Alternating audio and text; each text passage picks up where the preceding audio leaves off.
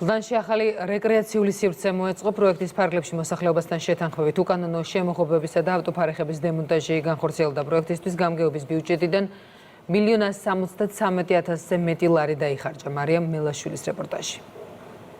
დედაქალაქის მერმა გამარჯვების შემდეგ პირველი საჯარო აქტივობა გლდანში სკვერის გახსნით დაიწყო.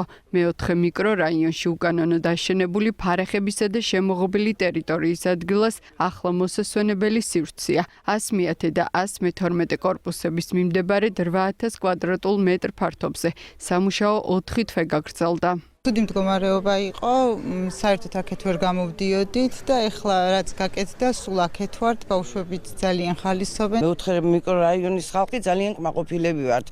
ჩამოვდივართ, ვისვენებთ, სისუფთავია, რა ვიცი მე, ლამაზია, რაც მთავარია. მოსახლეობასთან შეთანხმებით უკანონო ავტოფარეხების დემონტაჟის შემდეგ ტერიტორია გამწვანდა. ადგილზე ველო და საფეხმავლო ბილიკებიცაა, ასევე საბავშვო გასართობი და ფიტნეს ზონები. ახლა მოსახლეობის ერთადერთი მოვალეობაა, რომ მოწყობილ ინფრასტრუქტურას გაუფრთხილდნენ და არ დააზიანონ. დათქმულვადებში დავამთავრეთ ყველაფერი, რაც შეეხება უშუალოდ სამუშაოებს, მოეწყო სარწყავის სისტემა, გარე განათების ქსელი, დავაგეთ რულონული ბალახი, ხელმსვენარეები, ასევე მოეწყო ბავშვთა გასართობის ზონები, ატრაქციონი, ფანჩატური, მოსასვენებელი პავილიონები და გლდანის რაიონს შეემატა კიდევ ერთი ძალიან მწვანე სივრცე.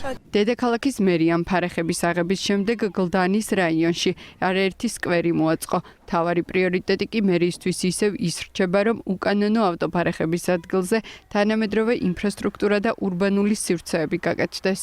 აქ იყო ჩვეულებრივი ნაგავსახრელი უმძიმესი მდგომარეობა, არანაირი სივრცე იმისთვის, რომ ადამიანი ბავშვები გამოსულიყვნენ დაესვენათ, ევარჯიშათ თუნდაც. დღეს ხედავთ, როგორ ყველაფერი მოწესრიგებულია, განახლებულია. მომავალ წელს განხორციელდება ანალოგიური სამუშაოები, დაახლოებით იგივე ფართია, რომელსაც ჭირდება მოწესრიგება. პროექტისთვის გლდანის გამგეობიდან 1,200,000-მდე ლარი დაიხარჯა. მსგავსი მასშტაბური პროექტების განხორციელება დედაქალაქის მასშტაბით კიდევ არის დაგეგმილი.